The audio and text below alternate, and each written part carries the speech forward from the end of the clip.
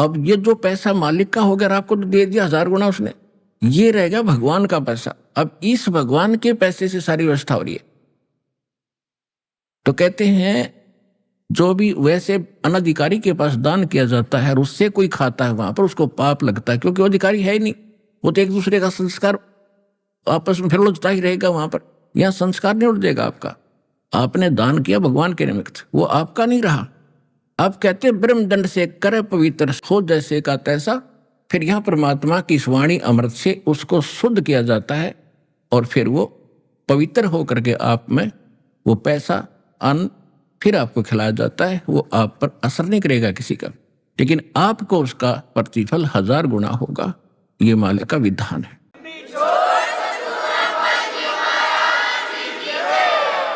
तो जो प्रसंग चल रहा है कि फिर ये शास्त्र अनुकूल साधना करने से वर्षा होती यज्ञ से।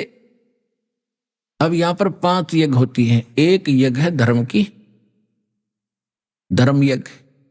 पानी ये धर्म यज्ञ, मैट बिछा रखे, पंखे चलने, शेड बनाया और ये सारा व्यवस्था खाने पीने की, रजाई ओढ़ने की, ये धर्म यज्ञ। और दूसरी यज्ञ है ध्यान। यानी के बाद चर्चा चलेगी तो भगवान की। किसी से पूछ रहे होगे भाई आपको क्या लाभ हुआ, आप कितने दिन से आते हो, तो भी भगवान की चर्चा चलाएगा। दास आपको सत्संग सुनाएगा 2-2 घंटे सुबह शाम, भगवान का ध्यान रहा। बाकी समय अपना याद आएगा मुझे रामायणी करनी है, मुझे मंत्र रह गए, सुबह का रह गया, शाम का रह गया, वो भगवान का ध्यान। तो ये ध्यान यज्ञ है। एक यज्ञ है धर्म की, दूसरी यज्ञ है ध्यान, तीसरी यज्ञ हवन की। यहां पर इस समागम में 10 क्विंटल का हवन होगा, 10 क्विंटल घी का, 1 टन घी का। और इससे पिछले में इससे भी ज्यादा हुआ था। तो कहने का भाव है फिर परमात्मा इब देखो काल ने कैसा जुल्म कर दिया। प्रत्येक हिंदू के घर में एक जोत जड़ा करती देसी घी की, सबके घर में। फिर ये सिरफिरे कुछ पंथ चालू हो गई, राधा स्वामी पंथ, इधर कह दिया कि जोत नहीं लगानी, प्रसाद भी नहीं बांटना, कुछ नहीं करना, अंदर जोत जलाओ। अंदर तुम्हारे खाक है, ज्ञान तुम्हारा नहीं, नाम तुम्हारे पास नहीं। अंदर की जोत का तो पता हमने जैसी जलेगी, उसी जाल की जलगी जो प्रवर्तक था भूत बना बैठा गुक्की में बोल रहा है, उसकी तो जलगी जोत भीतर की, और बाकियां की जलन लग रही, हाहाकार मच रहा सबके। तो इन्होंने भट्ठा बैठा दिया। थोड़ा बहुत हवन जो लाभ होता था, कोई वर्षा ठीक हो जाया करती थी, तो वो इन्हें भट्ठा बैठा दिया। तो ये भी बहुत गढ़ा संस्कार बिगड़ गया। 5500 वर्ष बीत गए कलयुग के, और इस तरह के इन शेरफरों ने सारे अध्यात्म मार्ग को कति बिगाड़ कर धर दिया। तो अब ये शुरुआत हुई है शास्त्र अनुकूल साधना की, और इससे धर्म जो हो रहा है इसे देखियो प्राकृतिक परिवर्तन भी होगा, भगवान का विधान है। अब 1-1 महीने में 10 और 10, 20-20 क्विंटल घी हवन हो रहा है, तो इसका प्रतिफल पूरे विश्व को लाभ होगा। ये जो प्रदूषण है ये भी कम होगा इससे, और वर्षा समय पर होया करेगी, सबको लाभ देगा परमात्मा।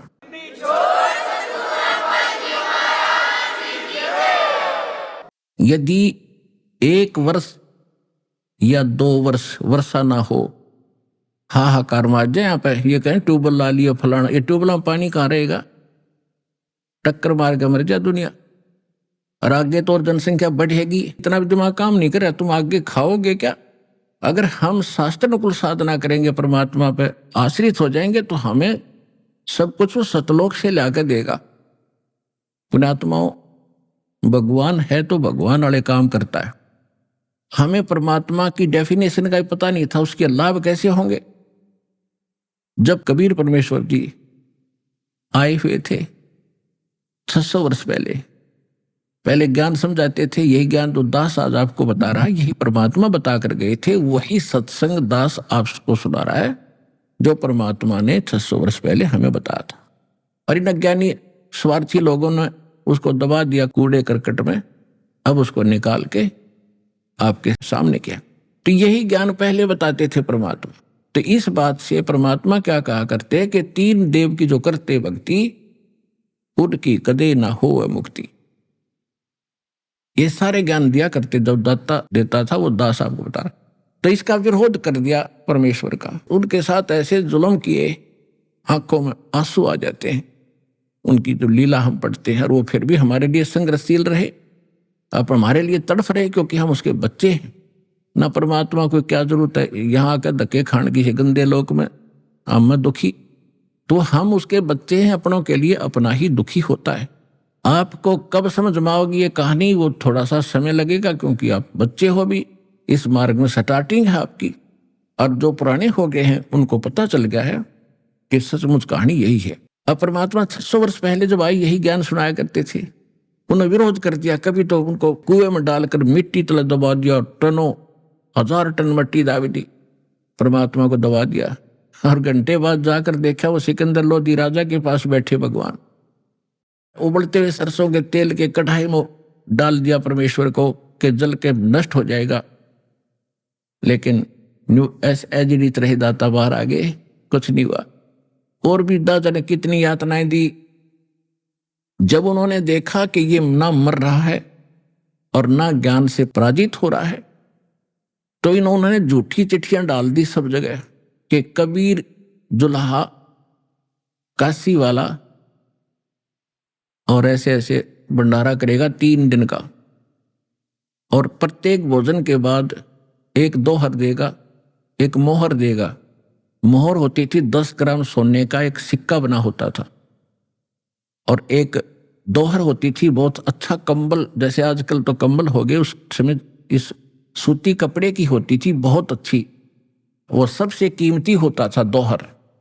सेठ लोग ही रखा करते थे, सबके बस की दोहर रखना भी नहीं होता था। तो वो बता दिया कि प्रत्येक खाने के बाद एक दोहर एक मोहर मिलेगी, चिट्ठी में लिख दिया। और ये जितने भी संत साधु भक्त बने हैं बेचारे, निकले तो भगवान के लिए ही थे।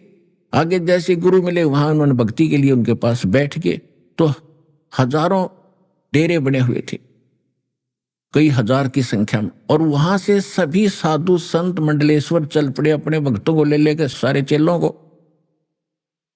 कि प्रत्येक खाने के बाद एक मोहर मिलेगी, 10 ग्राम सोना प्रत्येक ने मिलेगा। तो जिसका 100 चेले थे तो 100 भी ले लिए, लंगड़े डुल्ले जो भी जैसे थे ठा लिए सारे। सब ने दौर मिलेगी मोहर मिलेगी, मेरे ठाठ होंगे, गुरुजी सोच रहा था। तो सबको ले आए, 18 लाख इकट्ठे हो गए उस दिन, सिर्फ इस लालच में। और कोई ना हो, केवल खाना खाने के लिए कह दे तो कोई ना आता। तो परमात्मा ने चाहा था कि किसी प्रकार एक बार आ जाए, मेरे लिए भटक रहे हैं, आश्रमों में बैठे हैं, संत बन गए हैं, भगत बने हैं।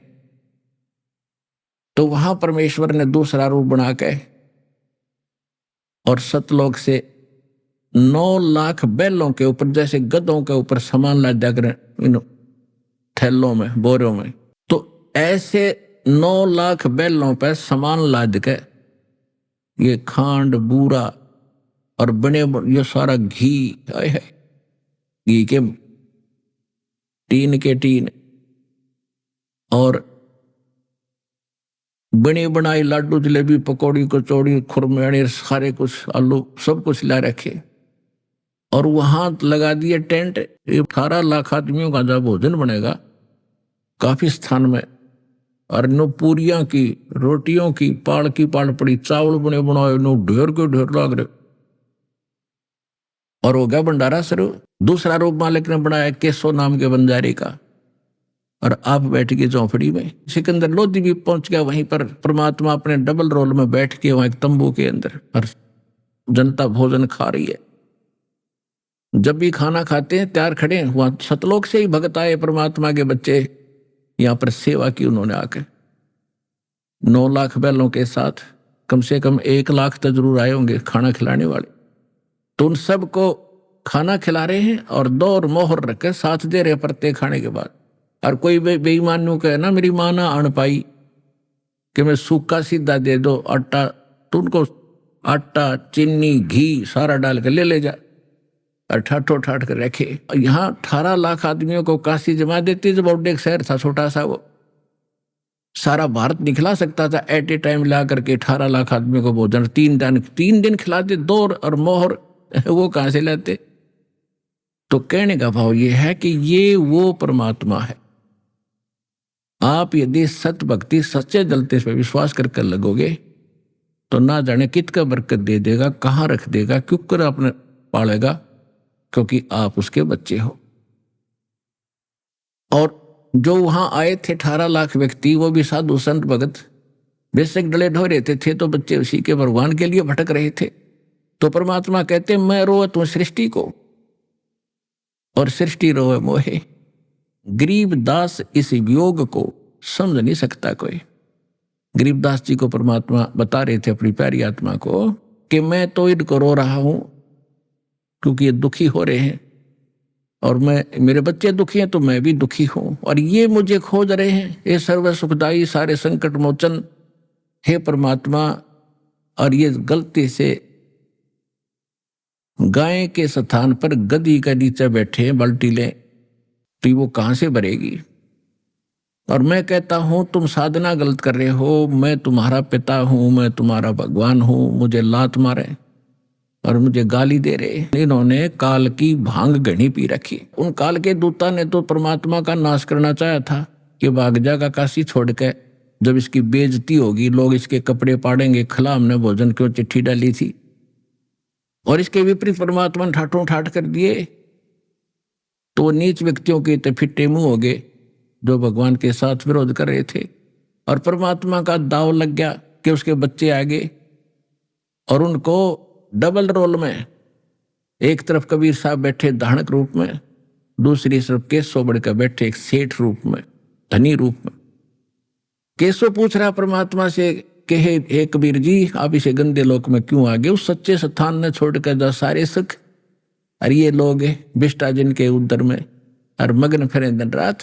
गरीबदास केशव के जमसर जिनकी खार, ये अपने आप नांडी पाक रहे, इनके टट्टी तक इसके शरीर में भरी पड़ी है और पेशाब इसके अंदर शरीर में पड़ा है और ये अंडी पाक रहे हैं। तो इन ऐसे लोगों को आप कैसे समझाओगे। तो परमात्मा बता रहे हैं, वो प्रश्न उत्तर हो रहा है कि केशव तो नहीं जानता मेरे दुख को, ये मेरे बच्चे हैं, इनके लिए मैं भटकूंगा तो कौन भटकेगा। और ये मुझे पहचान नहीं पा रहे हैं, कभी समय आएगा तो ये मुझे पहचानने भी गए और मैं उनको यहां से निकालने के लिए आया हूं। पूरा ज्ञान सुनाया तो लाखों की संख्या में 10-15 लाख उस दिन परमात्मा के शिष्य बने। वो आए थे, दुष्ट लोगों ने तो परमात्मा के साथ छल किया था और मालिक ने उसको परमार्थ कर दिया, उनके ऊपर भोजन मोहन खिलाया और उनका और 10-20 साल का और धन दे दिया, ले तुम भूखे मरोगे, इन्हें खा लियो बेच बेच के, इतने भक्ति तो तुम करते। फिर उस समय उनको नाम दिया, प्रथम मंत्र 5 नाम, और उनको चार्ज करके चले गए परमात्मा। लेकिन हम ऐसे हैं, मानने वाले तो है ही नहीं, फिर अपनी वही गतिविधियां, फिर भी वो मंत्र जो मालिक ने दिए थे उनको जाप करते रहे तो उनको चार्ज हो गए।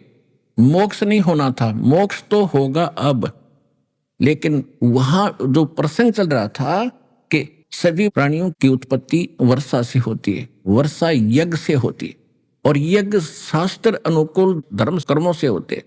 तो ये शास्त्र अनुकूल कर्मों से अब क्या होगा, अच्छी वर्षा होया करेगी।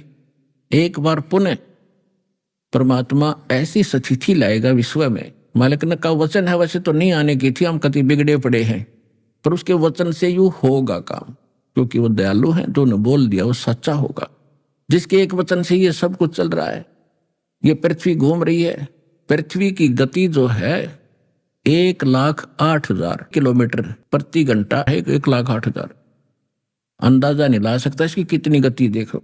और ये स्वयं घूम रही है ऐसे, इसकी भी 1000 मील बताओ, 1500-1600 किलोमीटर प्रति घंटा ऐसे घूम रही है, दिन रात बन रहे। और उसके वचन से घूम रही है। यह साइंटिस्ट कुछ भी अटकल लाए जाओ, गुरुत्वाकर्षण खींच रहा है, आखिर में ये डटे कहां पर है। कोई तो है ऐसा स्थान जिस सबको रोककर फिर गुरुत्वाकर्षण बनाकर घुमा रहा है। तो उसके एक वचन से चल रही है, जब तक उसका आदेश है तब तक ये ऐसे चलेगी। ना इसमें कोई ग्रीसिंग करता, ना इसकी ओवरऑलिंग करते, ना कोई पेट्रोल डालते इसमें, आप खका रही है। तो उस परमात्मा के वचन से सब कुछ ब्रह्मांड रचे गए, एक वचन से। उसी का वचन है कि अब कलयुग 5505 बीत जाने के बाद सकल सृष्टि परवानिक हुई। पूरा विश्व इस भक्ति का मंत्र का दीक्षित होगा और काल फंद छूटे नरलोई, सकल सृष्टि परवानिक हुई। होय होय। घर घर देखो बोध विचारा, सत नाम सब ठोर उचारा। और कलयुग बीत जावे जब एता, सभी प्राणी उस परम पुरुष पद चेता, सभी प्राणी उस परमात्मा के उस परम पद के जानकार हो जाएंगे जो गीता अध्याय नंबर 15 के श्लोक नंबर 4 में जिसके विषय में कहा है कि जहां जाने के बाद फिर लौटकर कभी संसार में नहीं आते, परमात्मा के उस परम पद की खोज करनी चाहिए। कहते उस परम पद के सभी बच्चा बच्चा जानकार हो जाएगा। अभी तक तो सुना भी नहीं था हमने, स्वर्ग स्वर्ग सुन रखा था बस। तो आज आपके मुख पर सतलोक सचखंड सतलोक सतलोक हो रहा है बालक बालक के मुंह पे, तो ये भगवान के वचन से हो रहा है। आपको सुहारा, आपको सत लग रहा है कि सचमुच यही है, क्योंकि ये 100 प्रमाणों से प्रमाणित है, कोई ऐसे डूम भाट के गीत नहीं है ये।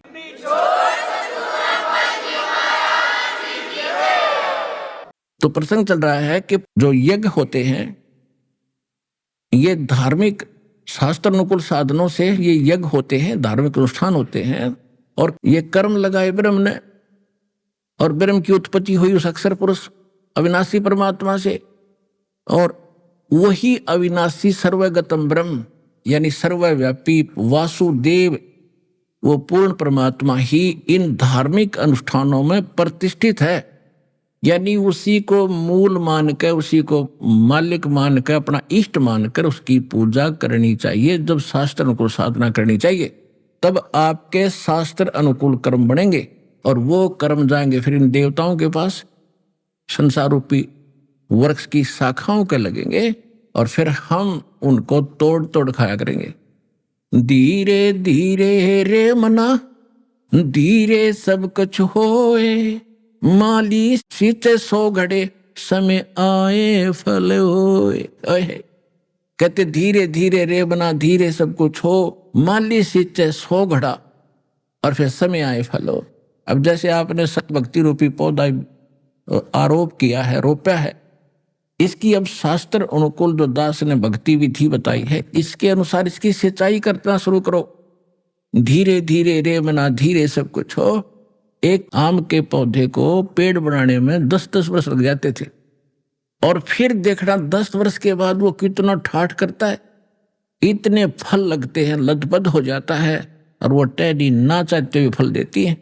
और आप भी खा लो, पड़ोसियों को भी खिला दो, रिश्तेदारों तक भी ले जाते तो भी समाप्त होते। तो एक बार इस भक्ति रूपी पौधे को एक बार पेड़ बन दो।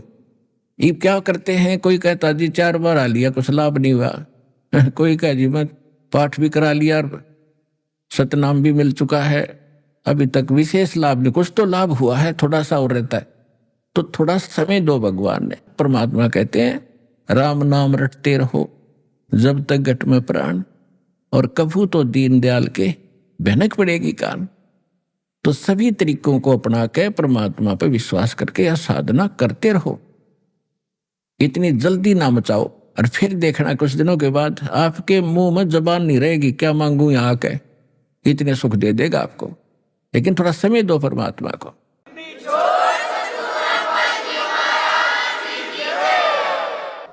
अब जो प्रसंग चल रहा है कि सत्संग परमात्मा ही करते हैं या उसके कृपा पात्र उन्हीं की भाषा को बोलते हैं, और विश्व में कोई सत्संग नहीं कर सकता, ना कोई सत्संग जानता। जैसे परमात्मा ने सूक्ष्म वेद के अंदर कहा कि 3 लोक और भवन चतुर्दश कोई नहीं सत्संगी। गीता अध्याय नंबर 7 के श्लोक नंबर 19 में कहा है कि बहु नाम जन्मा नाम अंते ज्ञानवान माम प्रपते, और वासुदेव सर्वमिति स महात्मा सुदुर्लभ है। गीता ज्ञानदाता ब्रह्म कहता है कि अन्य मेरी पूजा भी बहुत ही कम करते हैं। गीता अध्याय नंबर 7 के श्लोक नंबर 12 से लेकर 15 में 4 श्लोकों में उसने बताया है कि अधिकतर लोग रजगुण ब्रह्मा सतगुण विष्णु तमगुण शिव जी तक की भक्ति पर ही आरूढ़ हैं, और ऐसे व्यक्ति राक्षस स्वभाव को धारण किए हुए मनुष्यों में नीच दूषित कर्म करने वाले मूर्ख मेरी भक्ति भी ना करते। फिर अपने बारे में बताता 7वें अध्याय के 16 से लेकर 18 तक, 16, 17, 18 3 श्लोकों में बताता है कि 4 प्रकार के मेरी भक्ति करते। उनमें ज्ञानी अच्छा है, आर्त अर्थार्थी जिज्ञासु। अर्थ तो होता जो संकट मोचन के लिए, संकट निवारण के लिए वेदों के मंत्रों से ही कोई अनुष्ठान करता है, वो कोई अन्य आरती नहीं करता उसमें, वो भी ब्रह्म साधक है, काल का साधक है। और फिर जो अर्थार्थी यानी धन लाभ के लिए भी धार्मिक जो अनुष्ठान करेगा वेद मंत्रों से ही करता है, यज्ञ आदि, तो वो भी काल का ही पुजारी है। और जिज्ञासु जो घर से निकलता है परमात्मा की जानकारी के लिए, जैसे उनको संत मिलते हैं, साधु मिलते हैं, उनसे ज्ञान ग्रहण करके स्वयं वक्ता बन जाता है, वो भी रिजेक्ट कर दिया। चौथा बताया ज्ञानी। ज्ञानी व्यक्ति वो होता है कि मनुष्य जीवन मुश्किल से मिला है, और यदि इसमें मोक्ष नहीं हुआ तो इसका व्यर्थ है, चाहे प्रधानमंत्री बन जाए किसी देश का। और उनको ये भी ज्ञान हो जाता है कि अन्य देवताओं की पूजा से कोई लाभ नहीं, केवल एक भगवान की भक्ति से मोक्ष होगा। वो तत्वदर्शी संत ना मिलने के कारण ये ब्रह्म कह रहा है वो मेरे वाली घटिया साधना में व्यस्त रहे, क्योंकि उनको तत्वदर्शी संत नहीं मिला, क्योंकि वो ज्ञानी आत्मा है तो उदार, लेकिन ये मेरे वाली अनुत्तम गति में ही आश्रित रहे। गीता अध्याय नंबर 2 के श्लोक 12 में, गीता अध्याय नंबर 4 के श्लोक नंबर 5 में, गीता अध्याय नंबर 10 के श्लोक नंबर 2 में ये स्वयं कहता है कि अर्जुन तेरे मेरे बहुत जन्म बोलिए, तू नहीं जानता मैं जानता।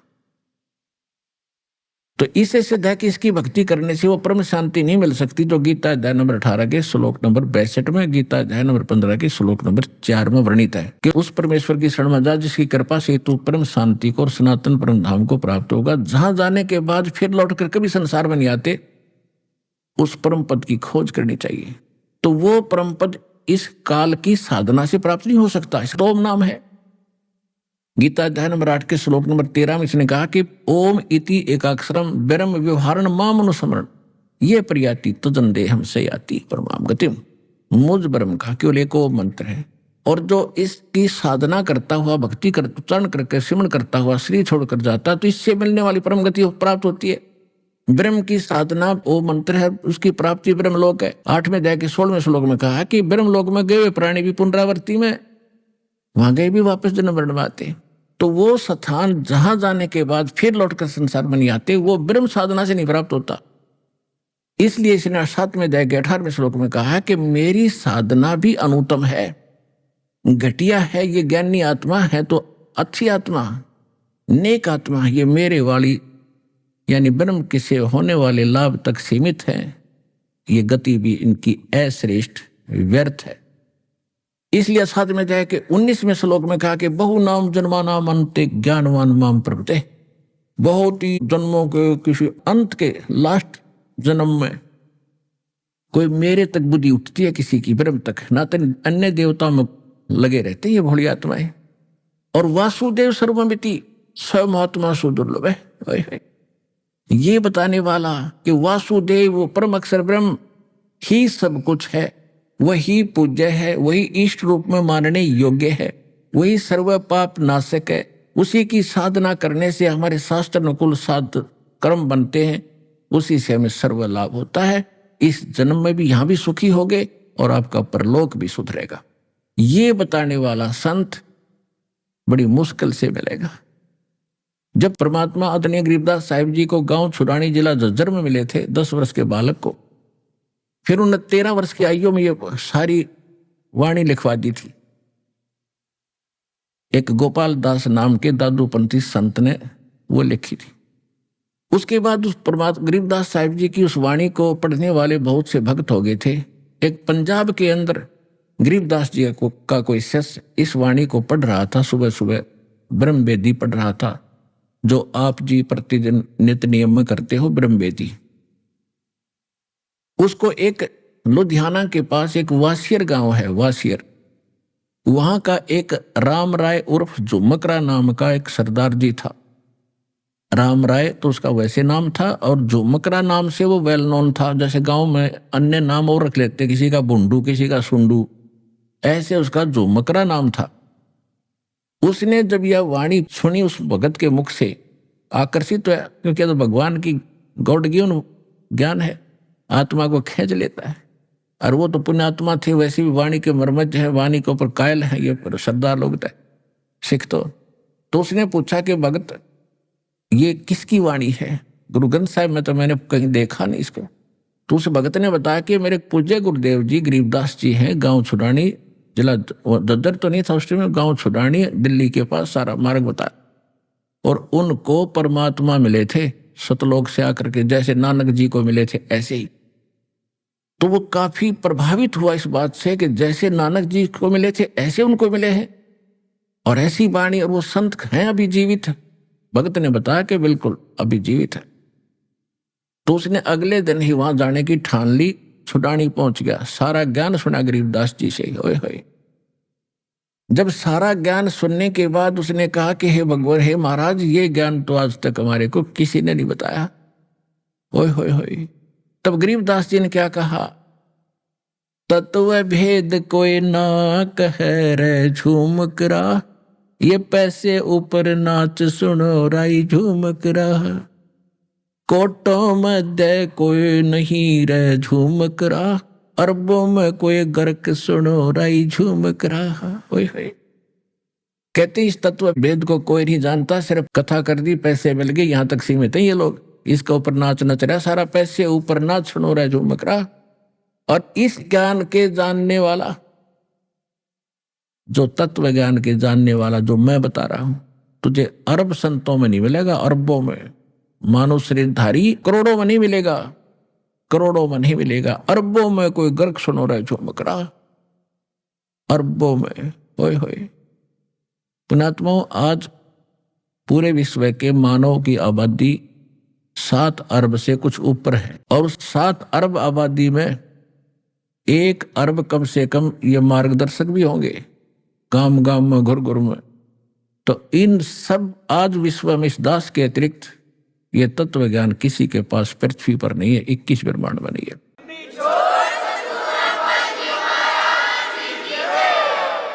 तो आप जी का कितना सौभाग्य है,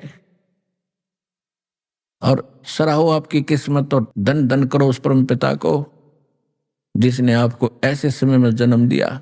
धन है आपके माता पिता जिनसे जन्म हुआ, और इसका पूर्ण लाभ उठाओ। तो प्रसंग चल रहा है कि इस तत्व ज्ञान के बताने वाला आपको अरबों में नहीं मिलेगा। अब क्या बताते हैं, भजन करो उस रब का जो दाता है कुल सबका, भजन करो उस रब का जो दाता है कुल सबका, यानी सबका दाता, जो तीनों लोकों में प्रवेश करके सबका धारण पोषण करता है। तो उस परमात्मा की भक्ति करो, भजन करो उस रब का। अब क्या बताते हैं, जिस परमेश्वर ने सारी सृष्टि की रचना की है, उस परमात्मा की भक्ति करो। मन माणिक लहर समंदरे, मोर जीवा नग सीपन सायर, वो निर्मल आनंद कंदरे, मन माणिक लहर समंदरे, मोर जीवा नग सीपन सायर, वो निर्मल आनंद कंदरे। अब क्या बताते हैं कि सत्य ज्ञान रूपी, तत्व ज्ञान रूपी समुद्र के अंदर वो सत्य भक्ति रूपी हीरे और मोती आपको खूब प्राप्त होंगे। उसके लिए क्या बताया है, कोई संत जब तुझे मिल जाएगा, जैसे समुद्र से हीरे मोती निकालने के लिए मुरजीवा होते थे, गोताखोरों को कहते हैं मुरजीवा, वो गोता लगाते थे जब कोई एक आध कोई मोती वगैरह उनको नीचे हाथ लगती थी। तो यहाँ कहते तुमने ऐसा प्रयत्न करने की भी जरूरत नहीं पड़ेगी, आवश्यकता नहीं पड़ेगी, जब तत्वदर्शी संत तुझे मिल जाएगा। हीरे मोतियों की बोरी साथ रखता है, और कितने ले लेना। मन माणिक लहर समंदरे, मोर जीवा नग सीपन सायर, निर्मल आनंद कंदरे। सायर माने समुद्र।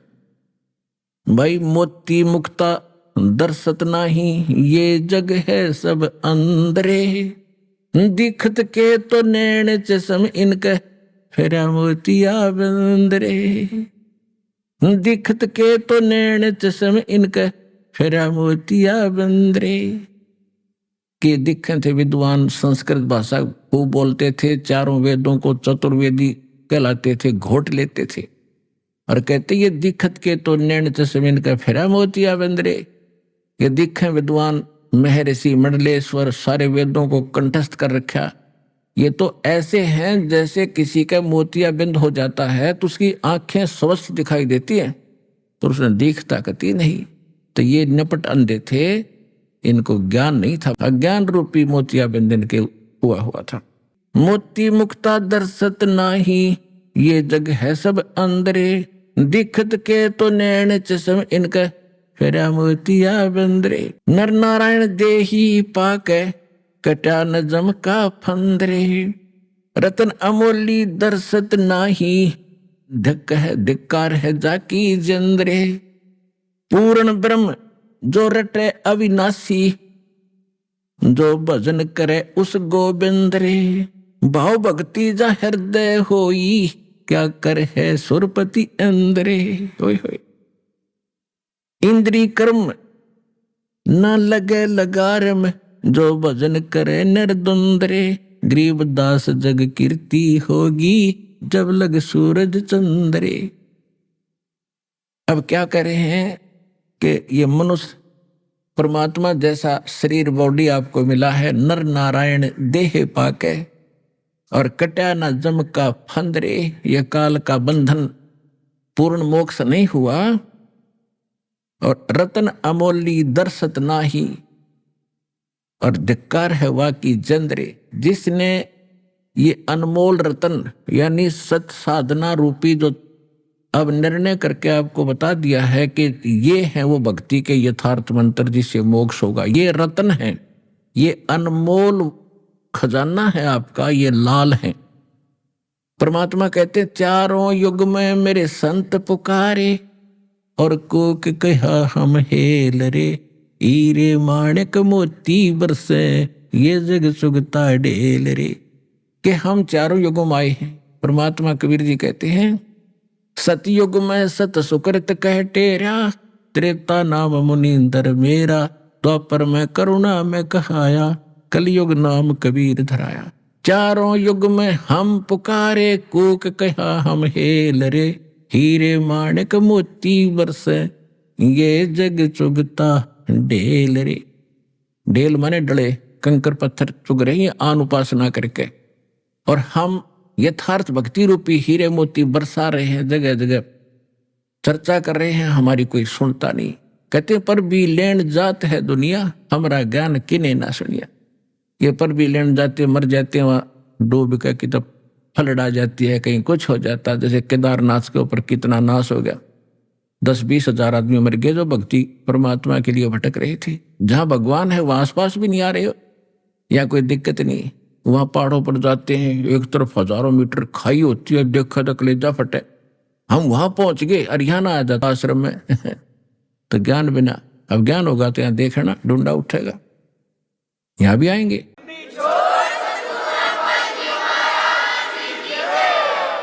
तो हम ज्ञान कराना चाहते हैं कि ज्ञान होगा तो अपने आप जानकारी होगी, और वो आप पर छूट जाएंगे वो डले डोने। फिर क्या बताते हैं, पूर्ण ब्रह्म जो रटे अविनाशी, जो भजन करे उस गोविंद रे। गोविंद, गोविंद हमने कृष्ण का बांध रखा था। गोविंद माने परमात्मा जो सबका दाता है। उस गोविंद का जो भजन करेगा, कहते पूर्ण ब्रह्म की भक्ति करे, तो कहते हैं भाव भक्ति जा हृदय होई, फिर क्या करे सुरपति अंदरे। इस सत भक्ति वाले भगत का अगर सच्ची श्रद्धा लगन से मालिक की भक्ति कर रहा है, उसके सामने इंद्र देवताओं का राजा सुरपति इंद्र भी भिखारी समझ लेना, इतना भक्ति धन युक्त आप हो जाओगे। पूर्ण ब्रह्म रटे अविनाशी, जो भजन करें गोविंद रे। भाव भक्ति जा हृदय होई, फिर क्या करे है सुरपति इंद्रे। इंद्री कर्म ना लगे लगारम, जो भजन करे निर्द्वंद्रे। गरीबदास जग कीर्ति होगी, जब लग सूरज चंद्रे। गरीबदास साहब जी कह रहे हैं कि परमात्मा ने मुझे बताया है कि जब आप सच्चे दिल से और सारा दिन भक्ति में लीन रहोगे, तो मन के अंदर उत्पन्न होने वाले विकार भी ये आपके असर नहीं कर पाओगे। क्योंकि जब हम बिल्कुल खाली हो जाते हैं, काम हमारा पूरा हो जाता है, फिर बैठते हैं एकांत में, तो मन ना जाने के बकवादे मन में आती है। तो उस समय इस मालिक के नाम में भजन में शुरू कर दिया, क्योंकि हमारा सिलेबस बहुत घना है। सुबह उठते नित्यनेम है, फिर 108 बार जाप करना ही करना प्रथम मंत्र का, फिर सतनाम याद आ गया, सतनाम भी करना है, फिर अपना घरेलू काम में वो भी कर रहे हैं। उसके बाद फुर्सत होते ही रामायणी का समय हो गया दोपहर का, वो करना है, कोई आरती का समय हो गया वो करना है। उसके बाद फिर मान अपना घरेलू धंधा कर रहे, उसके बाद फिर सिमरण श्वास का शुरू कर दे, सतनाम तो जाप करना है। तो इस प्रकार कहते इंद्री कर्म ना लगे लगारम, जो भजन करे निर्द्वंद्व के लगातार। और गरीब दास जग कीर्ति होगी, जब लग सूरज चंद्रे। मीराबाई जैसी बहनों को आज कितना सत्कार से याद किया जाता। उन्होंने लोक लाज छोड़ के परमात्मा से हृदय जोड़ के भक्ति करी। जब तक पृथ्वी रहेगी, कलयुग रहेगा, इन महापुरुषों का नाम अमर रहेगा। गरीबदास जी का रहेगा, गीसा दास जी का रहेगा, जितने महापुरुष हुए नानक साहब जी का रहेगा। तो ऐसे कहते तुम भी अगर ऐसा करोगे, आपके नाम विश्व में रहेंगे और तुम सतलोक चले जाओ।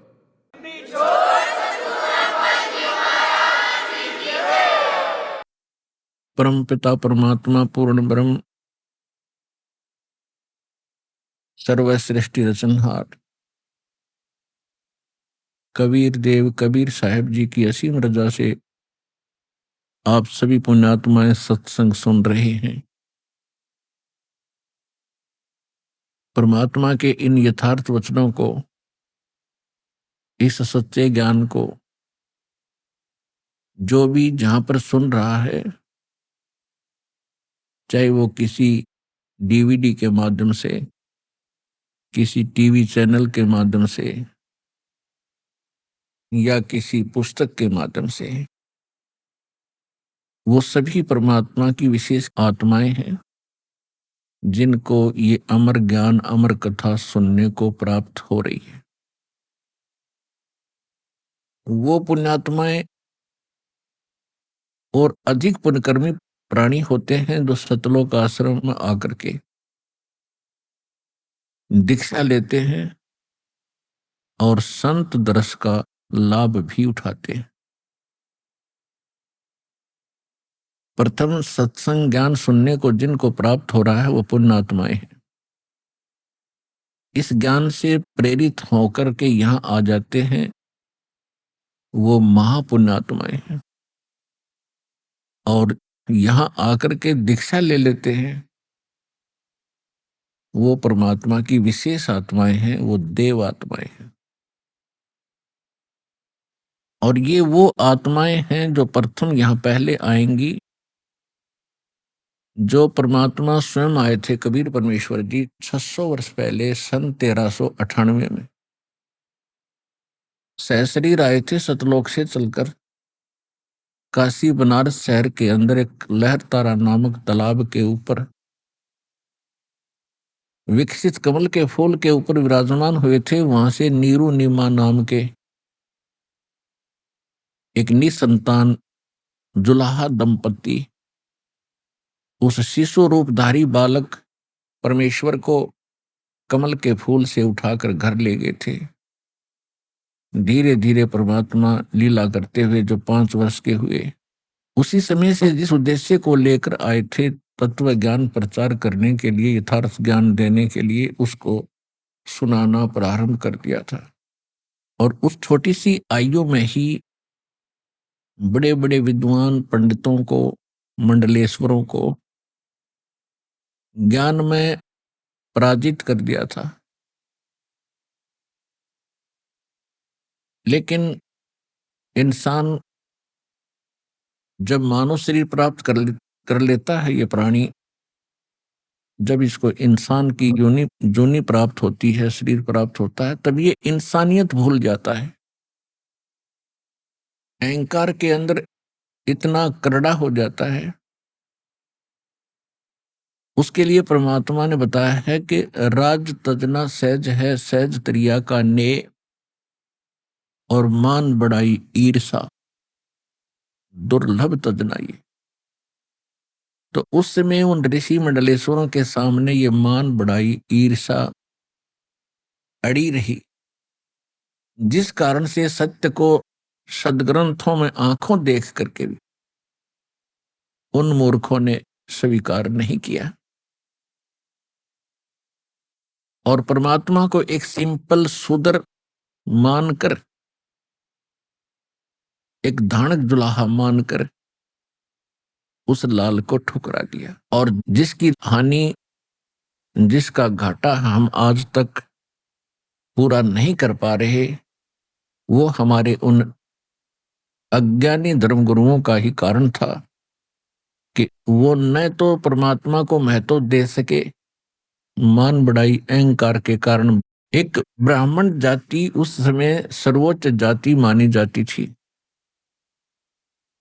और शूद्रों को बहुत हेय दृष्टि से वे लोग देखा करते थे। तो काल ने सभी वो बंधन, वो बाधाएं हमारे बीच में पैदा कर रखी थी जिससे हम भगवान के निकट न जा सके। कहीं पर मजहब बना दिए भिन्न भिन्न, कहीं जातियों का अभिमान बना दिया। तो परमात्मा 600 वर्ष पहले आकर जो ज्ञान दिया करते थे, वही ज्ञान आज दास आपको दे रहा है। परमात्मा में जो गुण होते हैं, वो गुण परमात्मा 600 वर्ष पहले भी अपने प्रकट कर रहे थे। जो भी परमात्मा कबीर जी के पास आते थे, दुखी व्यक्ति आते थे, क्योंकि एक शूद्र वर्ण में एक व्यक्ति रह रहा हो और उस समय उसको एक संत मानना, ये एक बहुत बड़ी पहेली थी, बहुत बड़ी अड़चन थी। तो परमात्मा को संत मानकर नहीं जाते थे। परमात्मा कबीर जी के पास दुखी व्यक्ति जाते थे, जिनका कहीं भी कोई आपत्ति, संकट का कोई निवारण नहीं हो रहा था। वो इत्तेफाक से परमात्मा के पास चले जाते थे, वो जाते सुखी होते थे। और धीरे धीरे परमात्मा की महिमा इतनी फैल गई अंडरग्राउंड, नीचे ही नीचे, कि जो भी उनसे आशीर्वाद प्राप्त करता है कबीर भगवान से, और साथ में वो आशीर्वाद के साथ साथ ये कहा करते, बेटा ये जो लाभ तुम्हें मिल रहे हैं ये तो अस्थायी है, ये तो एक ही संकट का निवारण है। आपके जीवन काल में ना जाने कितने संकट और हैं। उन आने वाले आपके सफर में आपको हानि करने वाले पाप कर्म रूपी कांटों को हटाने के लिए, उनसे बचाने के लिए आपको राम नाम का जूता पहनना पड़ेगा, वो दीक्षा लेनी पड़ेगी, जिस कारण से आपका ये जीवन भी सुखी होगा। और जब संसार छोड़कर जाओगे और जो इस भक्ति के बिना आपको कष्ट उठाने थे, उनसे भी बच जाओगे। परमात्मा क्या बताया करते थे, अपनी महिमा आप पर बताया करते थे, अपने ऊपर ही उदाहरण पेश किया करते थे। सतगुरु के उपदेश का लाया एक विचारे, जय सतगुरु मिलते नहीं हम जाते नरक द्वार। नरक द्वार में दूत सब फिर करते खिंचातान, उनसे कबू ना छूटते फिर फिरते चारों खाने। चार खानी में भरमते कबू न लगते पारे, सो फेरा सब मिट गया मेरे सतगुरु के उपकार। सात समुद्र की मसी करूं, लेखनी करूं बन राय, धरती का कागज करूं गुरु गुण लिखो न जाए। गुरु मानुष कर जानते ते नर कहिए अंध, होवे दुखी संसार में फिर आगे काल के फंदे। परमात्मा बताया करते थे कि पूर्ण संत से दीक्षा लेने से अब पता चला कि हमारे ऊपर कितनी आपदाएं आनी थी और कितनी आपदाओं से हम बाईपास निकल गए। परमात्मा कबीर जी बता रहे हैं कि सतगुरु के उपदेश यानी ज्ञान दीक्षा लेने से अब समझ में आया, विचार किया कि जय सतगुरु मिलते नहीं तो प्रथम हम नरक में जाते, यमदूत हमें घसीट कर ले जाते और हमारा अकाउंट करवा के वह न्यायाधीश धर्मराज के पास, उसके उपरांत नरक में ले जाते हमें। हम नरक को देखकर वापस भागते, वो हमारे पीछे से लठ मारते और जबरदस्ती कूट छेद कर उसके अंदर नरक में ठोक देते। उसके पश्चात फिर हम 84 लाख प्रकार के इन प्राणियों, कुत्ते गधे सूअर की योनियों को, प्राणियों के शरीरों को प्राप्त करते, वो महाकष्ट उठाते। अब परमात्मा कहते हैं कि वो फेरा सब मिट गया सतगुरु के उपकार।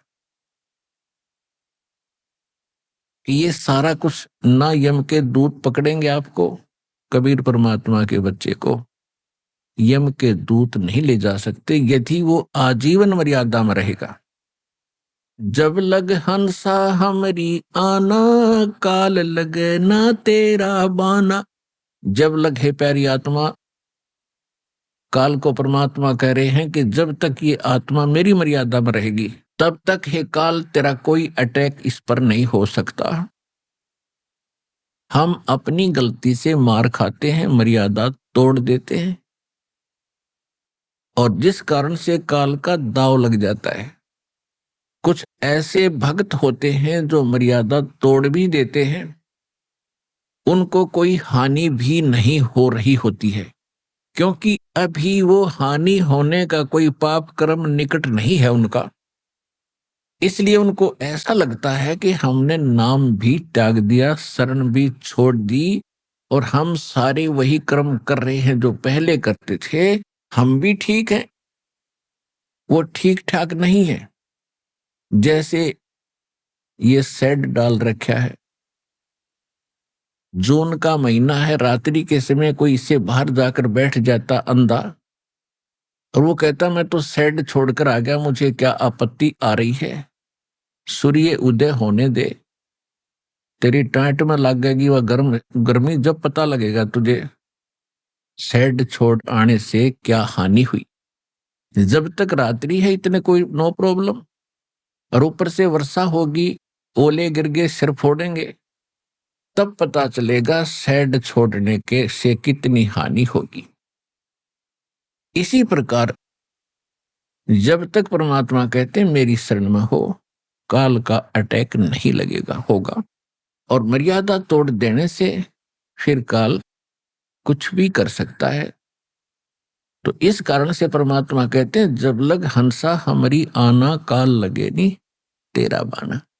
तो परमेश्वर समझाया करते थे जो परमात्मा की शरण में आने लगे, पहले तो दुखी लोग आते थे।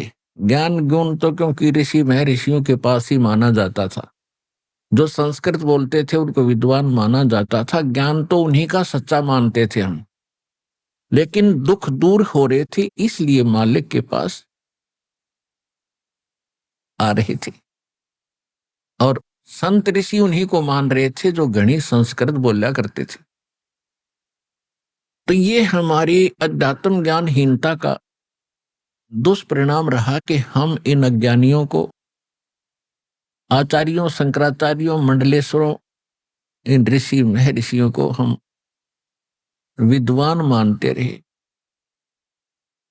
अध्यात्म ज्ञान युक्त सच्चे मानते रहे, और परमात्मा को हम एक सिंपल साधारण धारणक मानकर उनसे लाभ अवश्य लेते रहे, क्योंकि ये जानकर कि इसके पास कोई सिद्धि शक्ति है जिससे सुखी कर रहा है। सिद्धि शक्ति निधि परमात्मा तो स्वयं ही शक्ति है और वो सर्व सुख ही अपने आत्माओं को दे सकते हैं, देते हैं। यथार्थ ज्ञान भक्ति का भी वही देते हैं, समाधान भी इस जन्म और मृत्यु का वही देते हैं। तो उस समय हम पहचान नहीं सके, लेकिन परमात्मा की हमने शरण अवश्य ग्रहण की। फिर कुछ परमात्मा कबीर परमेश्वर ने जो लीलाएं की,